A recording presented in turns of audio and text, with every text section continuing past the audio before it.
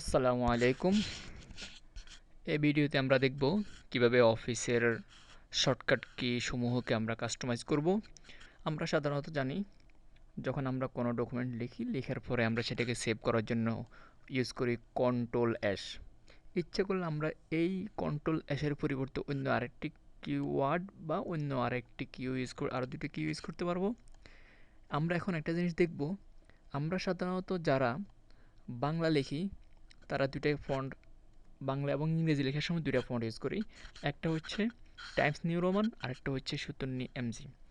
এখন আমরা দেখব টাইমস নিউ রোমান এবং ৭৭ এমজি আমরা এখানে মাউস ক্লিক না করে কিভাবে মাত্র দুইটি কি চেপে টাইমস নিউ রোমান এবং ৭৭ এমজি চেঞ্জ করব।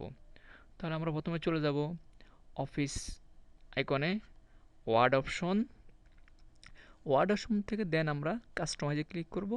কাস্টমাইজ থেকে কিওয়ার্ড কিবোর্ড শর্টকাট কাস্টমাইজ, এখান থেকে আমরা বাম পাশ থেকে ফন্ট সিলেক্ট করব। ফন্ট ডান পাশে এসে আমরা টাইমস নিউ রোমান খুঁজে বের করব। টাইমস নিউ রোমান, বন্ধুরা এখানে টাইমস নিউ রোমান জন্য আমি আগে থেকেই কন্ট্রোল কিউ চেপে রেখেছি।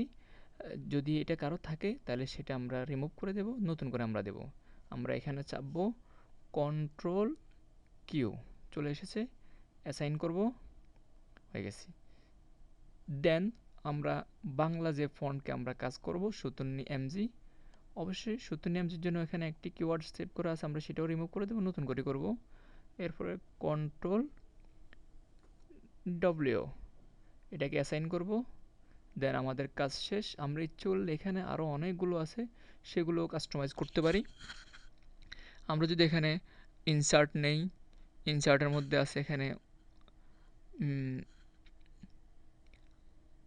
ইনসার্ট সিম্বল, সিম্বল দিলাম, সিম্বল দেওয়ার পরে সেটাকে আমরা ডব্লিউ ই দ্বারা শর্টকাট কন্ট্রোল ই দেব, অ্যাসাইন, অ্যাসাইন করলাম, তিনটি শর্টকাটকে আমরা অ্যাসাইন করলাম, দেন ক্লোজ, ওকে। এখন আমরা দেখব আমাদের এই মুহূর্তে ইংরেজি কিওয়ার্ড ইংরেজিতে আছে, আমরা সেটাকে টাইমস নিউ রোমান করব। আমরা শুধুমাত্র কন্ট্রোল কিউ চাপার সাথে সাথে দেখুন আমাদের ফন্ট নাম চেঞ্জ হয়ে গেছে। এখন আমরা কিবোর্ড চেঞ্জ করার জন্য, কিবোর্ড অলরেডি ইংরেজি ডিফল্ট কিবোর্ড থাকেই, আমরা লিখব হাউ টু। এখন আমরা এই মাউস না চেপে, এখানে মাউস না নিয়ে আমরা কিবোর্ডের মাধ্যমে এখন ফন্টটাকে বাংলা করব। কন্ট্রোল ডব্লিউ, দেখুন আমাদের ৭৭ এমজি চলে এসেছে। এখন আমরা যদি আর সাধারণত আমরা ফন্ট চেঞ্জ করার পরে আমাদেরকে কিবোর্ড চেঞ্জ করতে হয়, কন্ট্রোল অল্টার ভি, বি। আমাদের অলরেডি কিবোর্ড চেঞ্জ হয়ে গেছে। এখন আমরা লিখব কিভাবে